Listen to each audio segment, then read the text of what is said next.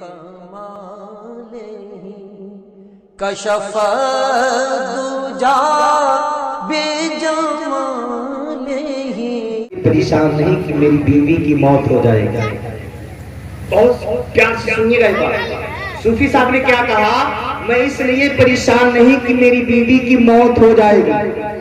कहा हुजूर फिर क्यों परेशान? कहा मरना तो सबको है, आज नहीं तो कल हम दोनों का जोड़ा बिछड़ जाएगा, तो इसमें गम की क्या बात है? मरना तो है, मैं नहीं मरूंगा, मेरी बीवी का भी इंतकाल होगा, इसमें कोई बड़ी बात नहीं है। वो मर जाएगी, मैं मर जाऊंगा, एक दिन सबको मरना है, इसका कोई डर नहीं, इसकी कोई फिक्र नहीं है। कहा हुजूर फिर आप फिक्र क्यों कर रहे हैं? कहा फिक्र इसलिए कर रहा हूँ, मेरी बीवी जब से बीमार हुई है अब तक उसकी नमाजें छूट गई हैं, उसकी नमाजें छूट गई हैं। कहीं ऐसा न हो, मैं डर इसलिए रहा हूँ कि अल्लाह उसे शिफा दे देता तो कम से कम अपनी नमाजों को अदा कर लेती, अगर मर गई तो नमाजें कज़ा की कज़ा रहती। हुजूर सूफी साहब ने किसकी फिक्र की? नमाज की फिक्र की। मौत तो आनी है, लेकिन हुजूर साहब बता रहे हैं, हुजूर सूफी साहब कहते हैं कि मुझे डर इस बात की अगर कहीं बीवी का इंतकाल हो गया तो नमाज कज़ा की कज़ा रह जाएगी, मैं इसलिए परेशान हूँ। अल्लाह इतनी शिफा दे देता कि मेरी बीवी छूटी हुई नमाजों को पढ़ लेती, उसके बाद अगर मौत आ जाती तो कोई बात नहीं। अल्लाह अकबर।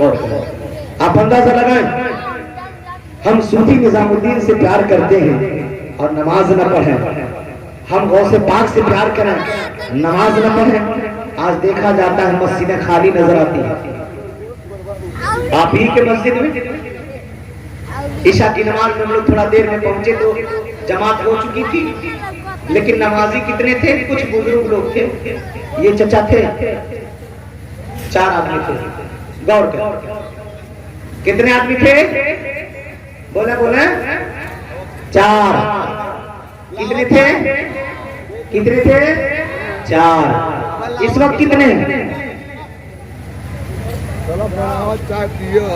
85 मान लीजिए, 100 मान लीजिए, 100 लोग इस वक्त मस्जिद में 4। फिर मुसलमान कहे कि हम कामयाब क्यों नहीं हो रहे? हम कामयाब क्यों नहीं हो रहे? ज्यादा नहीं, मैं सूफी साहब के नाम पर 5 ऐसे आदमी को चाहता हूं, ज्यादा नहीं, 5 ऐसे लोगों को चाहता हूं जो अब तक नमाज नहीं पढ़ते थे, अब पढ़ने के लिए तैयार हो जाए। 5 आदमी इस मजलिस से खड़े हो जाए।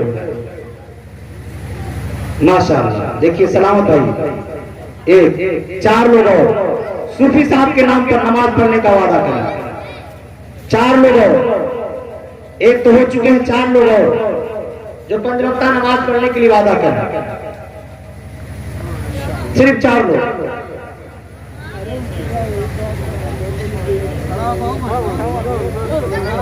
नौजवान में कोई ऐसा नहीं है? अरे खड़े हो जाए, कौन है? मैं देख नहीं रहा।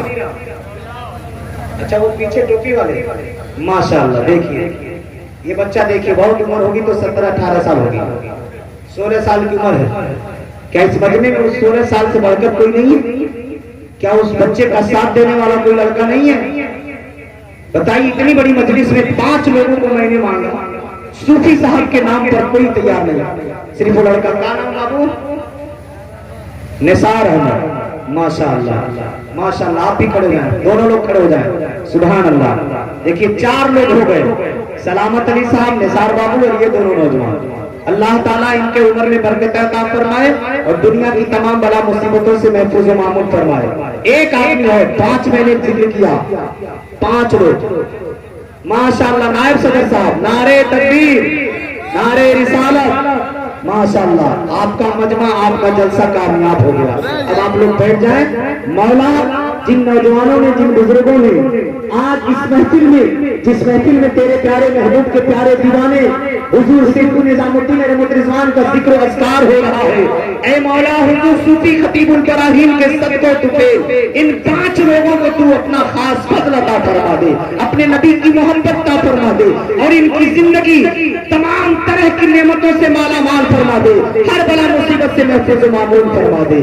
अल्लाह वालों से प्यार करें तो सूफी साहब ने अपनी जिंदगी शरीयत मुस्तफा के दायरे में जिंदगी गुजार दी है। तभी तो शायर ने कहा था कि जिनकी हर हर अदा सुन्नते मुस्तफा, जिनकी हर हर अदा सुन्नते मुस्तफा, उस निजामे दीन शरीयत पे लाखों सलाम। वो मुस्तफा जाने रहमत सल्लल्लाहु अलैहि वसल्लम के प्यारे दीवाने सूफी निजामुद्दीन है। अल्लाह अकबर। और अल्लाह वालों का हाल क्या होता है?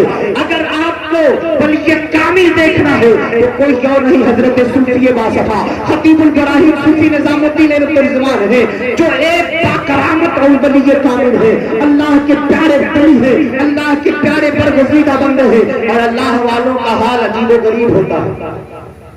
शिरनी आ गई है, लग रहा खत्म करना, लेकिन अभी मैं खत्म नहीं करूंगा। चाहे सारे उठकर चले जाए, मैं कोई फिक्र नहीं। जब तक मैं दो बातें और बता नहीं लूंगा तब तक मेरी तकलीफ खत्म नहीं होगी। लेकिन देखा रहा हूं कि माँ बहनें कम जमी हुई है, इसी में से माशाअल्लाह सभी लोग जमे। अल्लाह ताला आपको इसी तरह जन्नत में जमा दे।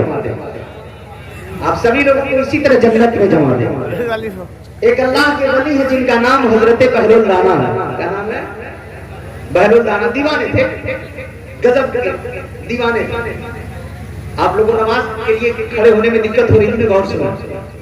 हजरत बहलुल दाना थे, हजरत बहलुल दाना। बस हजरत बहलुल दाना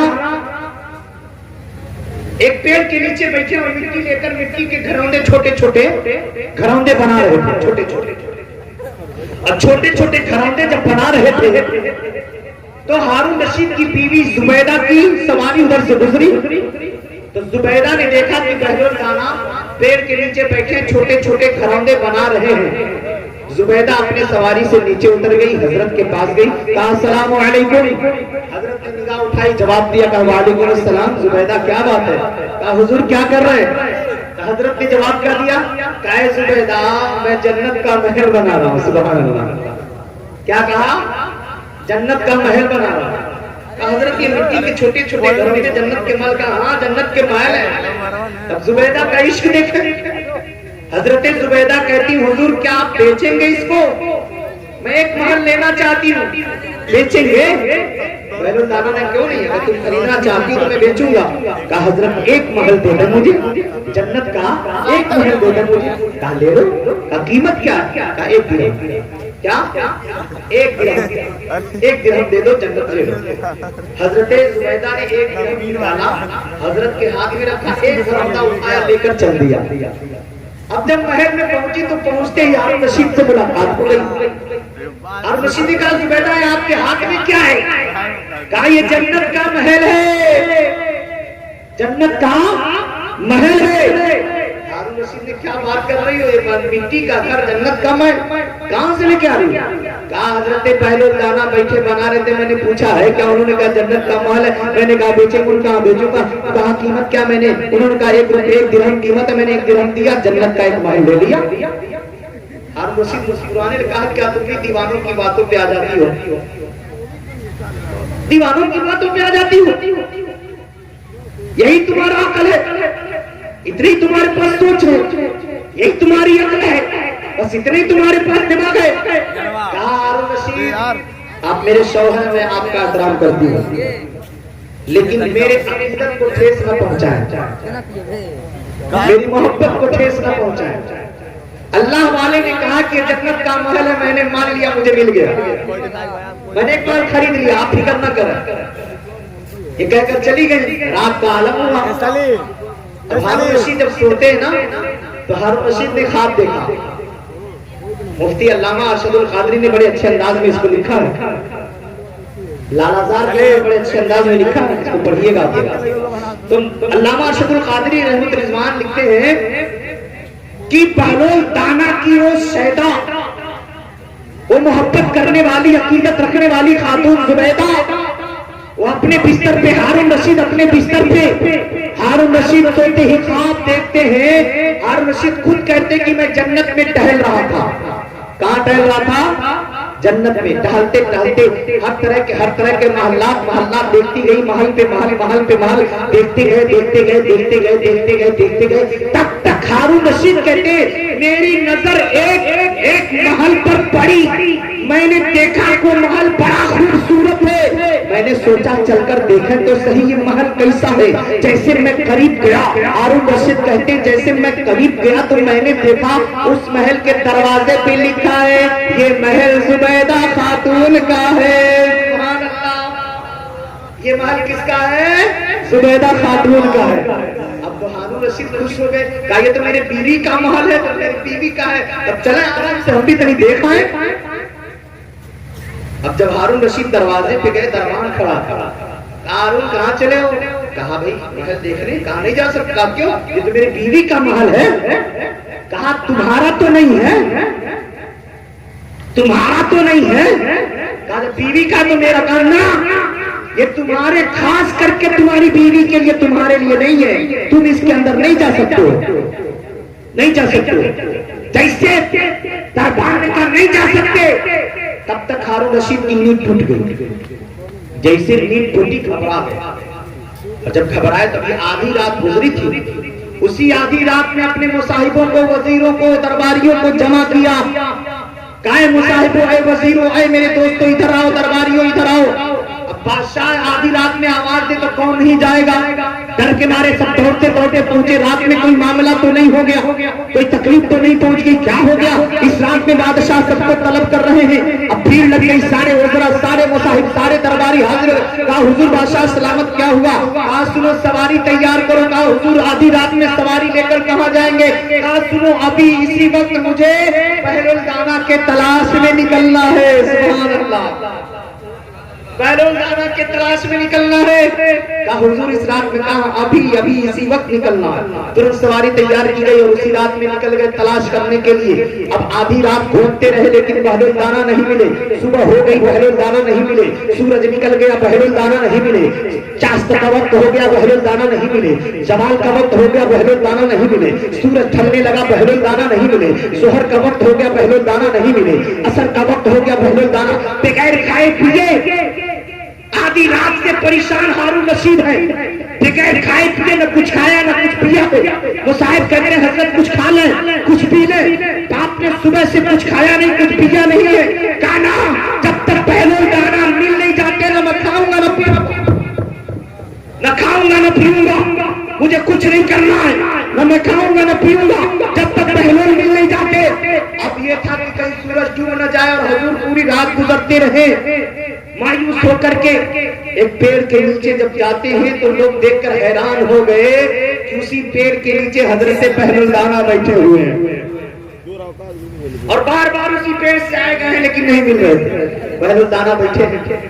अब हारून रशीद अपने पूरे लाओ लश्कर के साथ, हजरत ने देखा चेहरा घुमा लिया। हारून रशीद गए, हजरत अस्सलाम वालेकुम, उन्होंने जवाब दिया। हारून रशीद क्यों आए, क्या बात? बादशाहों को वो जैसे फकीरों की क्या जरूरत पड़ गई, क्यों आए मेरे पास? कहा हुजूर आप ही तो सब कुछ हैं। कहा हुआ क्या? कहा हुजूर आप कर क्या रहे? तो उस वक्त भी वही घरौंदा बना रहे थे। कहा मैं जन्नत का महल बना रहा हूँ। कहा मैं बना रहा हूँ। कहा हुजूर बेचेंगे? कहा क्यों, इसीलिए तो बना रहा हूँ, कोई खरीद ले। कहा तो बेच दीजिए। कहा खरीदोगे? हाँ खरीदूंगा। कहा कीमत दोगे? कहा हाँ दूंगा। कहा हजरत बताएं क्या कीमत? कहा कीमत दोगे? कहा हुजूर कीमत दूंगा। सच में दोगे? कहा हाँ पूरी, जो कीमत आप कहेंगे मैं देने के लिए तैयार हूँ, बस ये जन्नत का महल मुझे दे दे। सुभान अल्लाह, जो कीमत कहेंगे दे दो। आज तो आदमी चाहता है एकदम फ्री में जन्नत मिल जाए, नमाज पढ़ना ना पड़े जन्नत मिल जाए, रोजा ना रखना पड़े जन्नत मिल जाए, कुरान ना पढ़ना पड़े जन्नत मिल जाए। हाँ तब क्या हुआ? हजरत बहरुल दाना ने कहा कीमत दोगे? कहा हाँ दूंगा। कहा तो फिर तैयार हो जाओ। हुजूर तैयार हूँ, बस आप बताएं कीमत क्या है? कहा तेरी पूरी सल्तनत इसकी कीमत है, तेरी पूरी सल्तनत इसकी कीमत है। पूरी सल्तनत मुझे दे दे, जन्नत का महल ले लो। पूरी सल्तनत दे, जन्नत का महल ले। कहा हुजूर लेकिन कल तो मेरी बीवी एक दिरहम में खरीद कर ले गई। और आज मुझसे कह रहे तेरी पूरी सल्तनत इसकी कीमत है। आहा, उल्टे ही चाल चलते हैं दीवानगाने, आंखों को बंद करते हैं दीदार के लिए। हजरत पहलवान दाना कहते हैं, ऐ हारून रशीद सुन ले, तेरी बीवी को 1 दिरहम ने दिया और तेरे लिए कीमत तेरी पूरी सल्तनत है, इसलिए कि तेरी बीवी बगैर देखे ले गई है। तू तो देख के आ रहा है, तू तो देख के आ रहा है, तेरी बीवी ने देखा नहीं, लेकिन तू तो देख के आ रहा है। कहा हुजूर आपको कैसे पता चला कि मैं देख के आ रहा हूँ? कहा नादान तुझे पता नहीं है, अल्लाह हम दीवानों को वो अकल और वो इल्म देता है।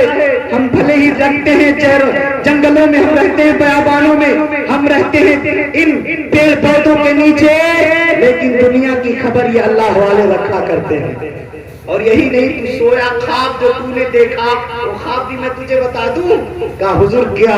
कहा तू जन्नत में टहल रहा था। हुजूर जी, एक महल के पास गया जी, वहाँ दरबार ने तुझे रोक लिया जी। क्या लिखा था कि जुबैदा का महल है। अब तू ही बता, तेरी बीवी तो बगैर देखे ले गई, तू तो देख के आ रहा है। तो बगैर देखने वालों का 1 रुपया कीमत है, लेकिन जो देख करके है उसे पूरी सल्तनत उसकी कीमत है। तू सल्तनत दे ले, पूरे महल लेकर के जा। कहा हुजूर अगर आप देने के लिए तैयार है तो ले, मैं वादा करता हूँ पूरी सल्तनत आपकी, मैं आपका गुलाम, मुझे एक महल दे दे। कहा सुन हारून रशीद, मैं किसी की हुकूमत लेता नहीं, हुकूमत बांटता हूँ, हुकूमत देता हूँ, दौलत देता हूँ, जन्नत बांटता हूँ। सुन ले, मैं तुझे तेरी हुकूमत भी वापस दे रहा हूँ और तुझे जन्नत का महल भी अता कर रहा हूँ। अब गौर करें, पहलो दाना है हमारे सूफी साहब अल्लाह के बहुत बड़े वली, बहुत बड़े वली। एक कुरान की आयत पढ़कर 5 मिनट के अंदर उसका तर्जुमा बता दूं, फिर सूफी साहब का मर्तबा बताकर सलाम पढ़ लिया जाए। कुरान पाक में सूरह नमल में है, अल्लाह रब्बुल इज्जत इरशाद फरमाता है, अय्युकुम यातीनी बिअर्शिहा क़ब्ल अन यातूनी मुस्लिमीन। हजरत सुलेमान अलैहिस्सलाम ने अपने दरबारियों से कहा था, कौन है जो बिल्किस का तख्त उसको मुसलमान होकर आने से पहले पहले उसका तख्त मेरी बारगाह में हाजिर कर दे। ये किसने कहा था? हजरत सुलेमान ने कहा था अपने दरबार में। वहीं पे एक बड़ा हैकल मोटा ताजा जिन्नात था, उसने कहा आलैकुम मिनल जिन्नि अनाती गलिही क़ब्ल अन तक़ूमक मिन मक़ामिक। एक बहुत बड़ा जिन था आपके दरबार में, उसने कहा, ए अल्लाह के प्यारे नबी, ए अल्लाह के प्यारे सुलेमान अलैहिस्सलाम, आप अपनी जगह से उठेंगे नहीं, उससे पहले मैं वो तख्ते बिल्किस लाकर आपके बारगाह में रख दूंगा। हजरत सुलेमान ने कहा, उससे भी पहले कोई लाने वाला है? उससे भी पहले? तो हाँ, एक अल्लाह का बंदा था, उस वक्त के वली वहां मौजूद थे, हजरत सुलेमान के उम्मत के वली थे। क़ालल्लज़ी इंदहु इल्मुम मिनल किताब अना आतीका क़ब्ल अन तब्दा। हजरत सुलेमान अलैहिस्सलाम के जवाब में क़ालल्लज़ी इंदहु इल्मुल किताब, उस बंदे ने कहा जिसके पास किताब का इल्म था, किताब का इल्म था, उन्होंने कहा अना आती कभी क़ब्ल अन यर्तद्दा इलैका तरफुक। ऐ सुलेमान, मैं बिल्किस का तख्त आपका पलक झपकने नहीं पाएगा, उससे पहले लाकर के हाजिर कर दूंगा। पलक झपकना, पलक झपकेंगे उससे पहले लाकर रख दूंगा। पलक झपका, निगाह उठा कर देखे, फलम्मा राहू मुस्तकिर्रन इंदहू, तो जैसे पलक झपका, अब देखा तो सुलेमान अलैहिस्सलाम के सामने बिल्किस का तख्त तुरंत मौजूद पाया गया। ये अल्लाह वालों का पावर है। अब आप देखें, हमारे नबी का मर्तबा सबसे ज्यादा और सुलेमान अलैहिस्सलाम है, और आपके उम्मत के वली है जिनका नाम हजरत आसिफ इब्ने बरखिया है, जिन्होंने पलक झपकते ही बिल्किस का तख्त ला करके हाजिर कर दिया। अब गौर करें, सुलेमान अलैहिस्सलाम मर्तबे में मेरे नबी से कम है, उनका भी बड़ा मर्तबा है, लेकिन हमारे नबी सारे नबियों के इमाम हैं। और आका ये भी फरमाते हमारे और आपके बारे में, अल्लाह भी फरमाता है कुंतुम खैर उम्मतिन उखरिजत लिन्नास, पूरी उम्मतों में सबसे बेहतर उम्मत उम्मत मुहम्मदिया है। नबी की उम्मत सबसे बेहतर है, नबी की उम्मत सबसे प्यारी है। आप गौर करें, जब सुलेमान अलैहिस्सलाम के उम्मत के वली का ये आलम है तो नबी की उम्मत के वली का आलम क्या होगा। अजी जब सुलेमान के उम्मत का वली इतना पावर रखता है तो नबियों के इमाम की उम्मत का वली कितना पावर रखता होगा। तो मुझे क्या लेने दो, जब सुलेमान अलैहिस्सलाम के उम्मत का वली इतना पावर रखता है तो नबी का दीवाना सूफी निजामुद्दीन कितना पावर रखता होगा, नबी का प्यारा सूफी निजामुद्दीन कितना पावर रखता होगा। इसीलिए मैं हमेशा अपनी तकरीरों में लोगों से कहता रहता हूँ, खुद भी अच्छे बनो, अपने बच्चों को अच्छे बनाओ, खुद नमाजी बनो, अपने बच्चों को नमाजी बनाओ, खुद शरीयत की पाबंदी करो, अपने बच्चों को शरीयत की पाबंदी कराओ, खुद कुरान पे अमल करो, बच्चों को अमल कराओ, खुद कुरान पढ़ो, बच्चों को कुरान पढ़ाओ। हम कहते कॉलेजेस यूनिवर्सिटियों में भेजो, उससे पहले अपने बच्चों को कुरान पढ़ाकर मुसलमान बना दिया। अपने बच्चों को पहले कुरान पढ़ा दे, अपने बच्चों को पहले तालीम दीन से मुनव्वर कर दे, उसके बाद फिर जहां चाहे वहां पढ़ाएं। अल्लाह ताला हमें और आप सबको समझकर अमन की तौफीक रफीक अता फरमाए। वमा अलैना इल्लल बलाग। अस्सलामु अलैकुम रहमतुल्लाहि व बरकातहू। अस्सलाम।